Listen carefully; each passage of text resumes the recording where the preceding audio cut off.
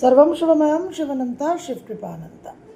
এতদিন আমরা আলোচনা করেছি 3 মার্চ 2026 দোল পূর্ণিমা, পূর্ণগ্রাস, চন্দ্রগ্রহণ। তার সঙ্গে আরেকটি খুব গুরুত্বপূর্ণ বিষয় যেটা আমরা আলোচনা করিনি কিন্তু উল্লেখ করেছি, যে মঙ্গলের শতভিষা নক্ষত্রে রাহুর সঙ্গে একত্রে অবস্থান 3 মার্চ টু 20 মার্চ। এটা কিন্তু অত্যন্ত গুরুত্বপূর্ণ একটা ফেজ, কারণ এই একই নক্ষত্রে অঙ্গারক যোগ অত্যন্ত পাওয়ারফুল হতে চলেছে। ধনিষ্ঠা নক্ষত্রের মঙ্গল অঙ্গারক যোগে একটা ভূমিকম্প দিয়ে আমাদের বুঝিয়ে দিয়েছে যে মঙ্গলের কতটা কি পাওয়ার, এবং মঙ্গল 23শে ফেব্রুয়ারি থেকে যে প্রবেশ করেছে কুম্ভ রাশিতে, আমরা কিন্তু পরপর নানান জায়গায় সমস্ত ঘটনা পাচ্ছি। তো 3 মার্চ থেকে শতভিষা নক্ষত্রে যে প্রবেশ করবে, শতভিষা নক্ষত্রের এক্সটেন্ট হচ্ছে কুম্ভ রাশিতে 6 ডিগ্রি 40 মিনিট থেকে 20 ডিগ্রি অবধি। তার সিম্বল প্রতীকটা হচ্ছে একটা শূন্য বৃত্তের এমটি সার্কেল, এবং আবরণ, ছদ্মবেশ, গোপনীয়তা। বলাই হয় ওয়েলিং স্টার। অত্যন্ত সিক্রেটিভ, স্বাধীন চেতা, একটা সায়েন্টিফিক টেকনোলজিক্যাল দিক আছে, অনেক মিস্টিক্যাল সায়েন্টিফিক দুটো অ্যাবিলিটিসই থাকে এর মধ্যে, এবং যথেষ্ট অ্যানালিটিক্যাল। তো মঙ্গল রাহুর এখানে অবস্থানে এআই যে জায়গাটা, আর্টিফিশিয়াল ইন্টেলিজেন্স, এখানে কিন্তু অনেক কিছু নতুন গবেষণা উন্মোচন হতে পারে, ওপেনিং হবে, যবনিকা পতনও হবে।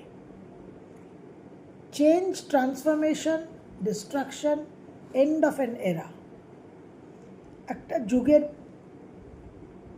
সমাপ্তি, অবসান, নতুন যুগ শুরু হওয়া। তো টেকনোলজিতে আমরা কিন্তু এবার বিশেষভাবে পরিবর্তন দেখতে চলেছি, এবং অনেক তথ্য, অনেক বিষয় যেগুলো জানা ছিল না, সেগুলো কিন্তু এবার উন্মোচন হবে। একটা স্ক্যাম, কেলেঙ্কারি, বড় রকমের কিছু আমরা ইদানিংকালে দেখেওছি। আমরা আইডিএফসি ফার্স্ট ব্যাংকের একটা ফ্রড দেখলাম। এরকম অনেক কিছু কিন্তু একটা ওপেন আপ হয়ে যাবে। ওয়েলিং স্টার যা কিছু আবরণ আছে, যার মধ্যে যা কিছু আবৃত আছে, অনাবৃত হবে। কারণ মঙ্গল একটা ডিস্ট্রাকটিভ এনার্জি, শতভিষাও ডিস্ট্রাকটিভ এনার্জি, এবং এখানে চর নক্ষত্র, আকাশতত্ত্ব, বাত দোষ, তো একটা মুভমেন্ট, যে কারণে অনেক পরিবর্তন, যেহেতু বাত প্রবৃত্তি এবং চর নক্ষত্র, সুতরাং একটা মুভমেন্ট হবে। যা কিছু আবৃত আছে সব কিছু ওপেন আপ হবে। এবার লগ্ন রাশি সাপেক্ষে আপনার কোন ঘরে কোন ভাবে হচ্ছে সেটা কিন্তু গুরুত্বপূর্ণ। এই নক্ষত্রের মধ্যে যেরকম টেকনোলজিক্যাল সায়েন্টিফিক বৈশিষ্ট্য গুণ আছে, সেরকম কিন্তু মিস্টিক্যাল স্পিরিচুয়াল দিক। এখানে যেহেতু বৃহস্পতির দৃষ্টি থাকছে, মার্চ 11 অবধি বক্রী বৃহস্পতির দৃষ্টি, কোনো বড় ধর্মগুরুর একটা কোনো কেলেঙ্কারি হতে পারে, কেলেঙ্কারি একটা বেরিয়ে এলো। কোনো বড় নেতার, মঙ্গল রাজনৈতিক নেতার, লিডারদের রিপ্রেজেন্ট করে, সেখানে কোনো বড় রকম স্ক্যাম কিন্তু রিভিলড হতে পারে। এই নক্ষত্রের সঙ্গে যুক্ত কমান্ডিং প্ল্যানেট হচ্ছে রাহু, আর গভর্নিং ডেটি হচ্ছে বরুণ। তো কসমিক ল রিতমকে, যে বিশ্বব্রহ্মাণ্ড সৃষ্টি যে অমোঘ বিধিতে চলছে, সেই রিতমের দেবতা হচ্ছে বরুণ। তো ল, অর্ডার, সব কিছুর যে সিস্টেম, যে রেগুলেশন, সেখানে কিছু অনৈতিক কাজ যেটা অতীতে হয়েছে, এরকম কিছু অনৈতিক কাজের বড় রকম আমরা, যেরকম অ্যাবস্টেন্ট ফাইলস বেরোলো, সেই রকম কিছু বড় রকমের একটা স্ক্যাম কেলেঙ্কারি কিন্তু বেরোতে পারে। নক্ষত্র হচ্ছে তমগুণ। তমগুণের কারণে বিশেষভাবে ভায়োলেন্স, বিশেষভাবে বিস্ফোরণ, এবং যেহেতু আকাশতত্ত্ব ইথার এবং সেখানে মঙ্গল ফায়ার, একটা বিশেষভাবে বড় রকমের অগ্নিকাণ্ড, বিমান দুর্ঘটনা, এগুলো কিন্তু আমরা আশা করতেই পারি। এখন পার্সোনাল লেভেলে যেটা সবচেয়ে গুরুত্বপূর্ণ সেটা হচ্ছে যে আমরা নিজেদের প্রোটেক্ট করব কী করে। রাহুর জন্য মা দুর্গার হচ্ছে সবচেয়ে বড় প্রোটেকশন। সুতরাং দুর্গা মন্ত্রটা, দুর্গে দুর্গে রক্ষণে রক্ষণে সোহা, বহু মানুষ লেখেন। যারা লেখেন না তাদের বলবো যে শুরু করে দিন, অন্তত এই কটা দিন বা 2 এপ্রিল অবধি মঙ্গল থাকবে কুম্ভ রাশিতে। দুর্গে দুর্গে রক্ষণে রক্ষণে সোহা পারলে 108 বার রোজ লাল কালিতে একটা খাতায় লিখুন। Very very important. দুর্গা দাত্রীশ নামমালাটা রোজ 3 বার করে পাঠ করুন। রাহুর জন্য ভৈরব সাধনা তো আমি বহুদিন ধরেই আপনাদের দিচ্ছি। এছাড়া আম গাছ, আম গাছের একটা ছোট্ট ডাল ভেঙে নিন।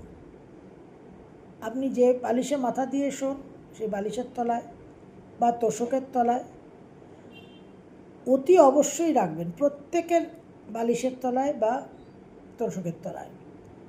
আপনাদের সঙ্গেও একটা করে ছোট্ট আম গাছের ছোট্ট ডাল রাখবেন।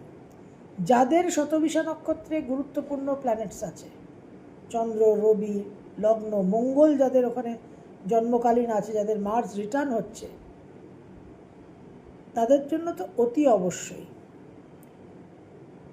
শ্বেত আর লাল চন্দন, white and red sandalwood paste অতি অবশ্যই প্রতিদিন মাথায় একটা করে টিকা লাগাবেন। বাড়িতে নিশ্চয়ই ধূপধুনো জ্বালানো হয়, যদি না জ্বালানো হয় তাহলে শুরু করুন জ্বালানো, আর জ্বালানো হলে স্যান্ডেলউড ইনসেন্স আগরবাতি ব্যবহার করুন। তার সঙ্গে তিল কিন্তু এখানে একটা খুব ইম্পর্ট্যান্ট সামগ্রী। তো এই তিল সামগ্রীটা আপনাদের একটু ব্যবহার করতে হবে নিজেদের আহারের মধ্যে। তিল দিয়ে আপনারা যা কিছু খেতে পারেন সেটা আপনারা তৈরি করে খাবেন। এবং সাধারণত আমরা তিলের নাড়ু খেয়ে থাকি, তো তিল খুব ইম্পর্ট্যান্ট এখানে। আর সবচেয়ে ইম্পর্ট্যান্ট হচ্ছে কদম ফুল। শতবিশা নক্ষত্রের সঙ্গে যে প্লান্টকে, যে হার্বসকে অ্যাসোসিয়েট করা হয়েছে সেটা হচ্ছে কদম ফুল, শ্রীকৃষ্ণের অত্যন্ত প্রিয়। তো কদম ফুলের ইনসেন্স পাওয়া যায়, ফ্রেগ্রেন্স পাওয়া যায়, ছোটো ছোটো বা বড়, যেরকম আপনাদের সুবিধে। যদি সেটা সংগ্রহ করতে পারেন, প্রতিদিন একটু কদম ফুলের যে ফ্রেগ্রেন্স, তার ইত্র পাওয়া যায় কনসেন্ট্রেটেড, সেটা লাগাতে পারেন। আর না হলে কদম ফুলের যে ফ্রেগ্রেন্স, তার গন্ধের যে ধূপকাঠি আগরবাতি প্রতিদিন লাগান। বাড়িতে যদি কদম ফুলের গাছ থাকে বা আশেপাশে যদি থাকে, তাহলে কদম ফুল দিয়ে আপনার যে নিত্য উপাসনা হয়, ঠাকুরকে যে ফুল ফল দেন, ফুল বেলপাতা দেন, দিয়ে যে পুজো করেন, সেখানে একটা করে কদম ফুল দিন। এটা বিশেষভাবে কিন্তু এই সময়টা গুরুত্বপূর্ণ। এই সময়টা খুব একটা ইন্টেন্স টাইম আসছে, এবং তার মানে এই নয় যে সবারই একেবারে মরণাপন্ন অবস্থা হবে, তা নয়। কিন্তু যেহেতু অঙ্গারক যোগ, যেহেতু বক্রীভূত, সুতরাং বিশেষভাবে কিন্তু আমাদের সাবধানতাটা অবলম্বন করতে হবে। এই সাবধানতা আমাদের জন্য ভেরি ভেরি ক্রিটিক্যাল, কারণ এক একটা রাশি লগ্নের অত্যন্ত ইন্টেন্স ফেজ হয়ে যাবে। কর্কট লগ্ন, কর্কট রাশির অষ্টমে ভয়ঙ্কর একটা পরিস্থিতি। কুম্ভ লগ্ন, কুম্ভ রাশির লগ্নে, মকর লগ্ন, মকর রাশির দ্বিতীয়, বৃশ্চিকের 4th হাউসে, তুলার 5th হাউসে, বৃষর 10th হাউসে, মিথুনের 9th হাউসে, সিংহ রাশি সিংহ লগ্নের 7th হাউসে, ভীষণই যথেষ্ট ক্রিটিক্যাল। সুতরাং আমাদের একটা বিশেষ প্রস্তুতি নেওয়া দরকার, বিশেষভাবে নিজেদের একটা রক্ষা কবচ করা দরকার।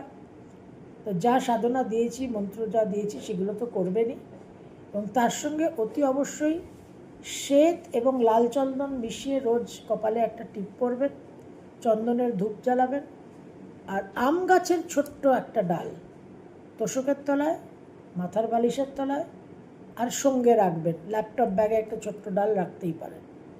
এইভাবে নিজেদের সুরক্ষিত করুন। দক্ষিণ দিকে সাদার্ন ডিরেকশনে একটা কোনো বড় রকম ঘটনা, দুর্ঘটনা যাই হোক, ঘটন অঘটন যাই হোক, দক্ষিণ দিকে কিন্তু এই মঙ্গল রাহুর শতভিষা নক্ষত্রের প্রভাবটা পড়বে। সেটা ব্যক্তি বিশেষের জন্য আপনার অবস্থানের সাদার্ন ডিরেকশনে, আর গ্লোবালি ভারতবর্ষের জন্য সাদার্ন ডিরেকশনে। এবং যেহেতু এটা চর নক্ষত্র, বাত, প্রকৃতি এবং আকাশতত্ত্ব, প্রচুর পরিবর্তন, ট্রান্সফরমেশন আসতে চলেছে। এবং একটা কোনো জীবনে পর্বের সমাপ্তি, অবসান, যবনিকা পতন যাকে বলে, একটা চ্যাপ্টার শেষ হয়, নতুন চ্যাপ্টার। এই জায়গাগুলো কিন্তু বিশেষভাবে আমাদের মান্যতা দিয়ে চলতে হবে। এই যে রেমেডিগুলো বললাম, প্রতিকারগুলো বললাম, এগুলোকে পালন করুন। এবং যেহেতু মঙ্গল রাহু আকস্মিক একটা বিষয় এবং খুব সিক্রেটিভ, যেহেতু খুব একটা পূর্বাভাস কিন্তু পাবেন না, খুব একটা প্রি অ্যালার্ট কিন্তু আসবে না, হঠাৎ আকস্মিক ঘটনা ঘটবে। সুতরাং তার জন্য যথেষ্ট প্রোঅ্যাক্টিভ মেজার্স কিন্তু আমাদের নিতে হবে। সর্বম শুভময়ম, শুভদন্তা, শুভকৃপানন্দা।